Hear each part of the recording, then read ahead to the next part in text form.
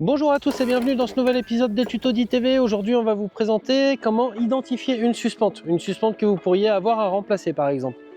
Donc, sur les suspentes, comme on a vu dans un tuto précédent où on expliquait les termes techniques, donc sur le dessus ou devant quand vous êtes en position de vol, on aura les A, la ligne des A, donc les avants. Ensuite, on parle de la ligne des B, de la ligne des C, et de la ligne des D et ainsi de suite. Les voiles en général vont de 3 à 5 lignes.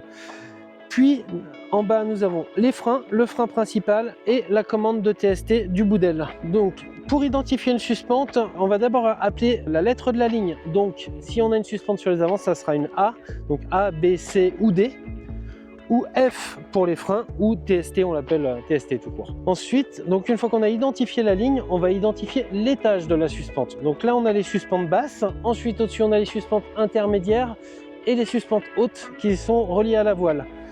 Donc on va faire par exemple A basse, A intermédiaire, A haute, et par rapport au numéro de la suspente, si vous n'avez pas la référence exacte de la suspente, on peut donner ce numéro-là. Et ensuite, donc par rapport au numéro de la suspente, on part toujours du centre, et en fait au centre, on sera sur la suspente numéro 1. Donc là, par exemple, si je prends sur mes suspentes basses, on a la A basse 1, A basse 2, A basse 3 en allant vers le bout d'aile. Ça sera pareil au niveau de la voile sur les suspentes hautes, sauf que on a beaucoup plus de suspentes, donc on peut aller jusqu'à 13, 14, 15, ça va dépendre un peu des voiles. Je prends une suspente au hasard et on va essayer d'identifier laquelle c'est cette suspente. Hop, je vais faire un petit nœud dessus pour pouvoir la repérer. On va essayer d'identifier quelle est la référence de cette suspente. Donc on part pour identifier. Donc on va regarder la première chose, c'est d'identifier la ligne sur laquelle elle est, A, B, C ou D. Donc là, on a nos suspentes A qui sont ici. Suspente A, suspente B. Donc là, on est sur la suspente C. Donc on est sur une C déjà.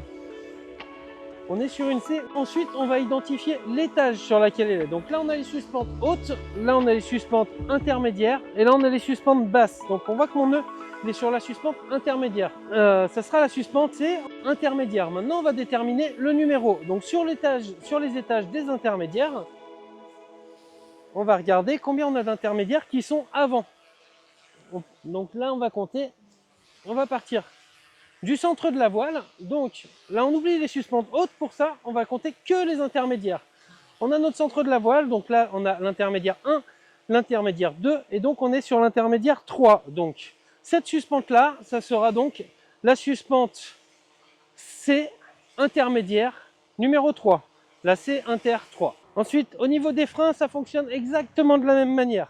Sauf que la petite différence sur les freins, c'est qu'on peut avoir des fois plus d'étages que ça. On va avoir, là, je prends ma ligne de frein. On a la suspente basse, qu'on appelle également la drisse de frein. Ensuite, on a une première suspente intermédiaire, si on remonte, et une deuxième, et une suspente haute. Donc là, ce qu'on va faire, vu qu'on a deux intermédiaires, pour ne pas les confondre, on va parler sur celle-ci de l'intermédiaire haute, et de celle-ci de l'intermédiaire basse. Vous n'aurez pas plus que ça en nombre d'étages normalement sur les voiles, c'est toujours la même chose.